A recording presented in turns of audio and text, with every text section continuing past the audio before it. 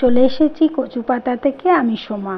আজকে বানাবো ঝিঙে দিয়ে মুগের ডাল। খেতে খুবই সুন্দর। আর মেয়ে ঝিঙে এমনি খেতে চায় না, কিন্তু এরকমভাবে মুগের ডাল করে দিলে সেটা ওর খুব পছন্দের। তার সঙ্গে একটু পাঁপড় ভাজা দিতে হবে, দিলেই একদম তৃপ্তি করে খাবে।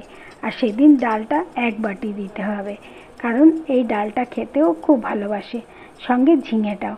কিন্তু অন্য সময় ঝিঙের কিছু রান্না করলে তাতে আর মুখ দেবে না। যাই হোক, আমি ভাজা করে 2-3 বার ধুয়ে নিয়েছি। নিয়ে এবার অল্প জল দিয়ে প্রেশার কুকারটা বন্ধ করে দিলাম। আপনারা চাইলে কড়াতেও করতে পারবেন। আর আমার ছাদ বাগান গাছে ঝিঙে হয়েছিল, এই দুটো ঝিঙে, সেই দুটো ঝিঙে পেড়ে নিয়েছিলাম। সেই ঝিঙে দিয়েই আজকে ঝিঙের ডাল রান্না করব। এদিকে প্রেশারে বসিয়ে দিয়েছি, 2 সিটি হবে। 2 সিটি হলেই বন্ধ করে দেব। যতক্ষণ না প্রেশার কুকারটা ঠান্ডা হচ্ছে ততক্ষণ খুলব না। তাড়াতাড়ি খুলে নিলেই কি হবে, ডালটা ভালো সিদ্ধ হবে না। তাই যতক্ষণ না ঠান্ডা হবে ততক্ষণ খোলা যাবে না। এইদিকে ঝিঙেগুলোকে ছুলে নিয়েছি, আর এইভাবে গোল গোল করে কেটে নেব। ছোট করে কাটবো না, তাহলে ঝিঙেগুলো একদম গলে যাবে। একটু বড় সাইজের করে কাটতে হবে। তারপরে এদিকে ডাল সিদ্ধ হয়ে গেছে। এই ডালটাকে ভালো করে খুন্তি দিয়ে ঘেটে নেব। নিয়ে কিন্তু জল দেব। জল দেওয়ার পরে তারপরে দিয়ে দেব নুন, হলুদ, ঝিঙে সমস্ত কিছু। জল দিয়ে দিলাম। এই দেখুন, ঘেটে নিয়েছি ভালো করে। তারপরে দিয়ে দেব ঝিঙেগুলো। তারপরে দিয়ে দেব পরপর স্বাদ মতো নুন, হলুদ পরিমাণ মতন, আর টেস্ট মতো একটু চিনি। ব্যাস। কারণ ঝিঙে আছে যেহেতু, একটু মিষ্টি মিষ্টি না হলে ভালো লাগবে না, খেতে অসাধারণ লাগতে হবে। এইভাবে ডালটাকে আর একবার ভালো করে ফুটিয়ে নেব।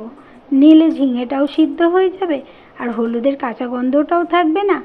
ব্যাস, ডালটা একদম রেডি সেডি গো।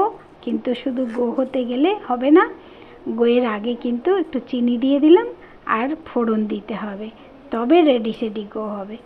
যাই হোক, এই দেখুন ফুটছে। এবারে কিন্তু হয়ে এসেছে।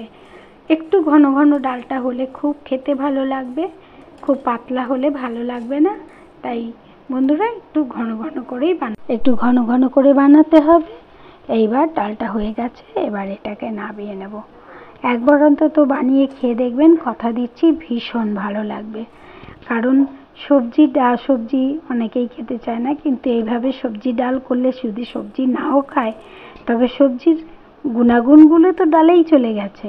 ডাল খাক না শুধু, তাতেই বাকি।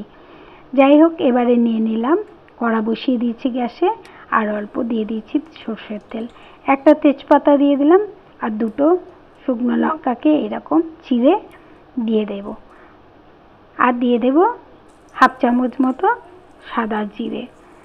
এই সাদা জিরে আর পেঁয়াজের ফোড়নের ডাল এত টেস্ট হয় খেতে, এত সুস্বাদু হয়, যেমনি সুন্দর একটা গন্ধ হয়। আর দিয়ে দিলাম একটা গোটা পেঁয়াজ বড় দেখে।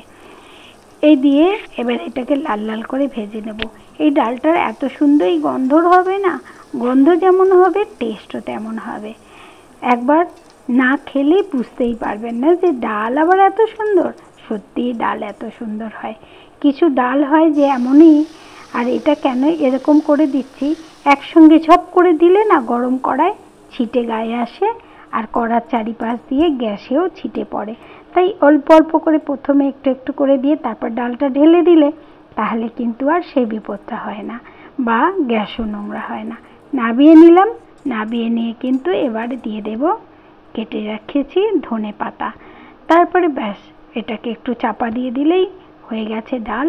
অসাধারণ। সঙ্গে পাঁপড় ভাজা অথবা বেগুন ভাজা অথবা আলু ভাতে